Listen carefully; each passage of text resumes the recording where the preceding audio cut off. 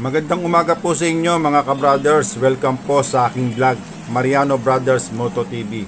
Sa araw na ito, meron akong ituturo sa inyo na ibang paraan ng pagpo-full wave nitong ating Kawasaki Barako 175. Kasi po napapasin ko po, halos pare-pares lang po ang pagpo-full wave ng ating Kawasaki Barako 175, yung kanyang stator.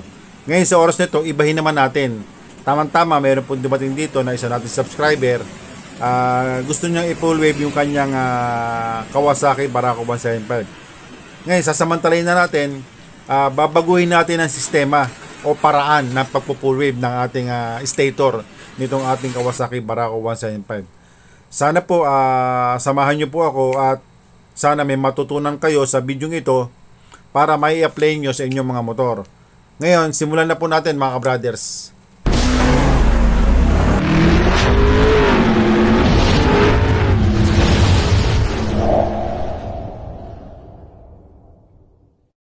Okay, babaklasin po natin itong ating stator at saka itong cover ng ating battery.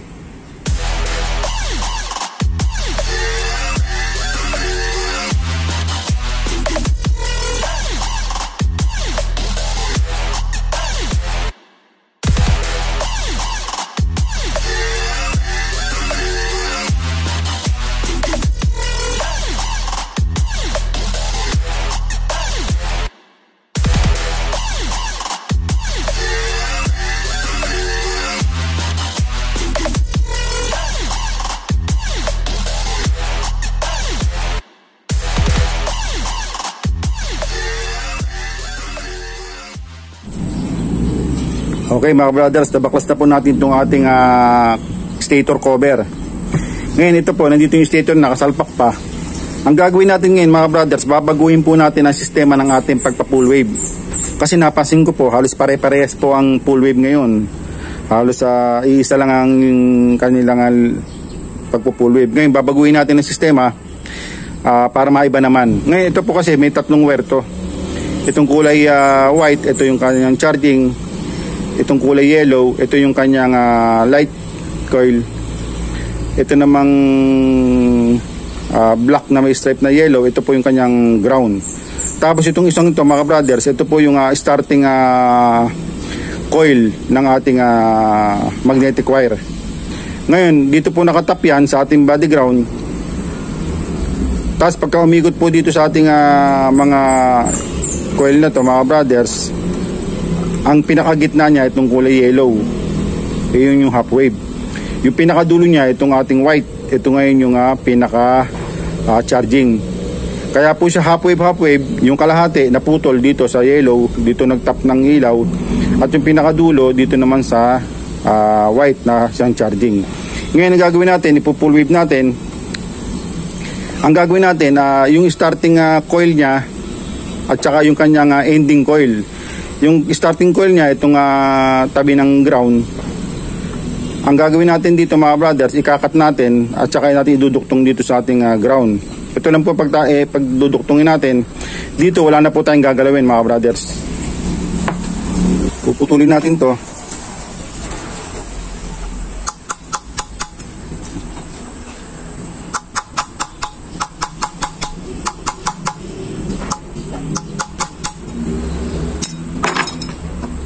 Yan, pagkatapos yung putulin mga brothers, susungkitin nyo lang yung kanyang magnetic wire. Paikutin nyo po sa ilalim mga brothers, kung maaari sungkitin nyo sa ilalim. At saka po itong wire nya na black na may step na yellow mga brothers. Lilinisin nyo po siya. Ayan, kaskasin nyo para po kumapit yung hinang. Tanggalin nyo po sa pagkakabuhol sa, ayan, hinangan nyo po siya.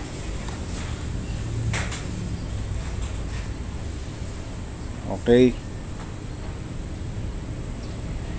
Kabilaan po ang hinang yan mga brothers, pati po yung magnetic wire niya sa kabila, hinangan nyo rin po para pagka tanggalin nyo yung pagkakaikot, isang ikot lang sa ilalim niya mga brothers. Yan. Ngayon hinangan nyo rin po siya mga brothers para pagka kinapit nyo siya pareho, madali po siyang pag pinagdikit nyo, madali po siyang kakapit mga brothers.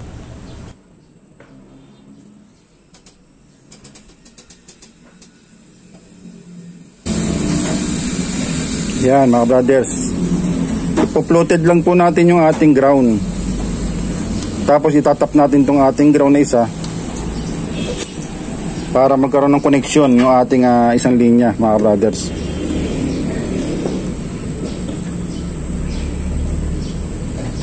Babalik na po natin tong isang wire sa pagkakabuhol niya rito sa stator para hindi ho nakalele ang wire. Ngayon itong ating wire na to na black na may step na yellow at saka yung magnetic wire, pagduduktungin na ho natin yan, hihinangin natin yan para po magkaroon ng connection itong ating black na may step na yellow. Ganyan lang po kadali, mga brothers. Para pa nagbalik kayo, gusto nyo ibalik sa dating half wave, hindi nyo na po babaklasin yung inyong stator. Kahit sa labas, pwede kayo magduktong ng ibalik sa dating stock nya, mga brothers. Ganyan lang po simple. Tapos hihinangan nyo po siya para po mas matibay. Dagdagan nyo po ng lead. Yan. Para mabilis ang pagdidikit niya sa bawat isa, mga brothers.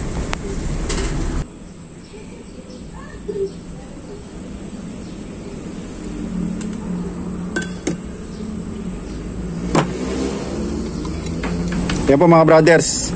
Dinuktong natin yung ating nakakonek dito na starting coil ng ating magnetic wire at saka yung ground. Pinagsama natin at saka natin hininang. Tapos yung ating yellow dito at saka ating white, hindi na po natin gagawin parehas. Ngayon dito na po tayo mag-a-adjust dito. Yung yellow dito, tatanggalin na ho natin.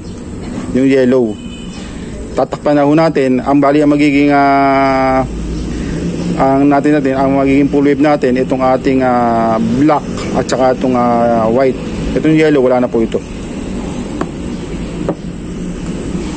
Ito pong pinagduktong natin ito, mga brothers. Pwede nyo pong lagyan ng singable tube, pwede nyo rin pong lagyan ng tape. Pero kahit hindi nyo pong lagyan, mga brothers, ihiga nyo rin ng gano'n, oh. Ayan, oh. Parang ganito lang, oh. Ganyan lang yan, mga brothers. Okay.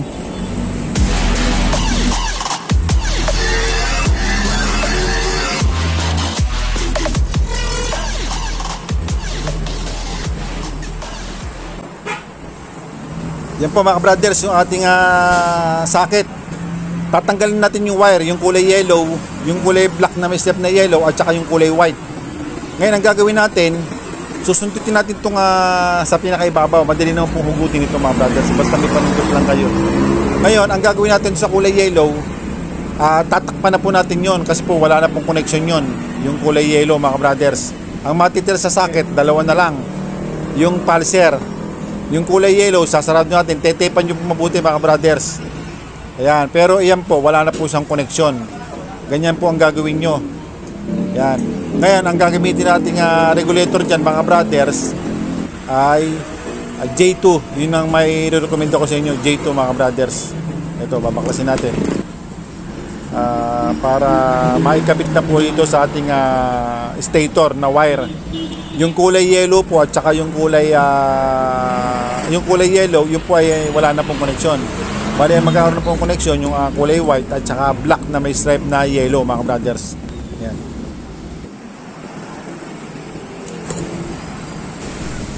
I-connect na natin itong ating wire galing stator. Itong ating kulay white na galing stator na full wave, itatap natin sa regulator na kulay orange na full wave din, mga brothers.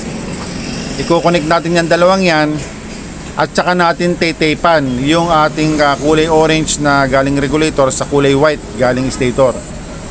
Ngayon, isunod natin yung ating kulay yellow sa regulator, itatap natin sa kulay black na galing stator na full wave. Iyan po, mga brothers, kahit magkabaligtaran yung dalawang yan, yung galing regulator at saka galing stator na full wave, kahit kung magkabaligtaran niya, walang problema kasi naka full wave na po yan. Itap natin at saka natin lagyan ng tape. Ganyan po yan, mga brothers. Para silyado siya, hindi siya magka-problema. Ngayon may natitira tayong tatlong wire. Tanggalin natin itong ating goma para maba yung wire natin. Meron siyang kulay red, kulay green at saka kulay black. Yan ang natitira natin sa full wave regulator. Ngayon itong ating socket galing half wave regulator ng ating barako, yung stock niya, balatan nyo po yung pinakabalot niya at para lumabas po yung mga wire.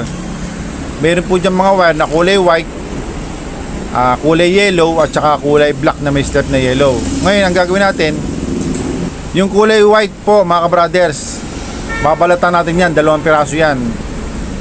Balatan natin, dyan natin itatap yung ating full wave na kulay red na regulator. Dito sa ating regulator na full wave, itap natin, ayan, kulay red po mga brothers. Itap natin dyan sa sa kulay white ng ating socket dito sa ating dating stock na regulator.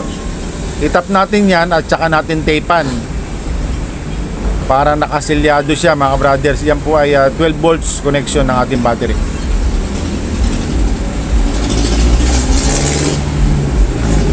Tapean natin para silyado. Ayan.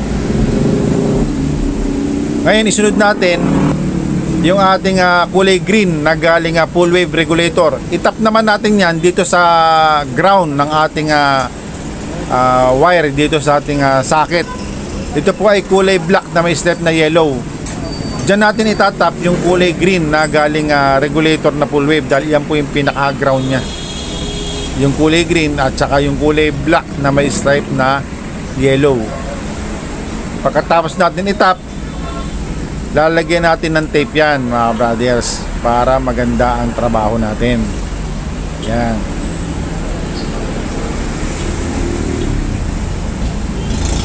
Okay. Tape natin. Yan. Ngayon may natitira tayo, isa na lang mga brothers, itong kulay black. Itong kulay black mga brothers, ito po ay kailangan mapasukan ng 12 volts dahil ito po ay input na 12 volts. Kabaliktaran po ito ng isang stator, isang regulator na may kulay red na may step na yellow o white kasi yun po ay output. Ito naman po may input na dapat pasukan na 12 volts. Ngayon i-connect natin yan dito sa ating kulay yellow ng ating socket dito sa ating dating regulator. Ngayon duktungan natin ng isang wire na kulay yellow kasi may gagawin tayo dyan. Gaya na sinabi ko, kailangan mapasukan siya ng 12 volts. Ito po, diretso na po itong battery operated nitong ating headlight. Dahil ang ginamit nating regulator ay input na kulay black na 12 volts. Kaya obligado tayong i-battery operated itong ating headlight at saka taillight nitong ating Kawasaki Barako. Ayan, na-tape na natin. Ngayon balatan natin yung dulo ng ating kulay yellow na wire para nakaabang. Pero mga brothers, ito po ay tape natin para malinis po yung ating trabaho. Tape natin lahat yan simula doon sa dulo, sa puno hanggang sa pinakakabilang dulo mga brothers, para po yung trabaho natin malinis.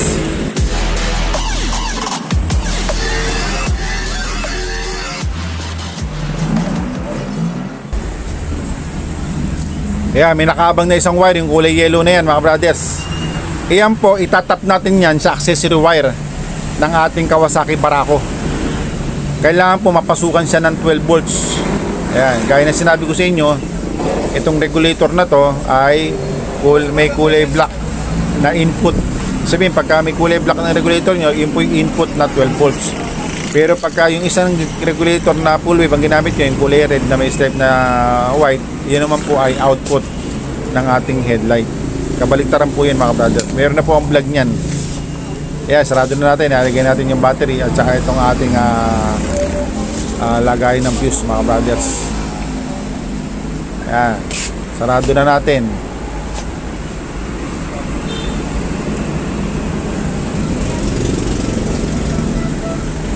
Ayan mga brothers, yung kulay yellow itinap ko na po dito sa ating accessory wire dito sa may signal light. Itong kulay brown, itap nyo dyan yung kulay yellow para maging battery operated na rin yung ating headlight at saka taillight itong ating Kawasaki Barako. Ito po yung iba sa lahat ng full wave kasi po ito mga brothers, kung gusto nyo ibalik yung inyong stock na half wave ay madali nyo lang may babalik kahit hindi nyo nabaklasin yung inyong stator dito sa ating Kawasaki Barako. Madali na pong ibalik yan kung sakali man, wala nang baklasan.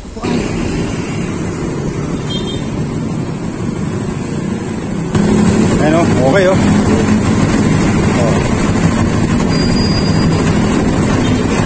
Lakas. Hindi. Nabayang lakas. Ayan na yan. Ayan.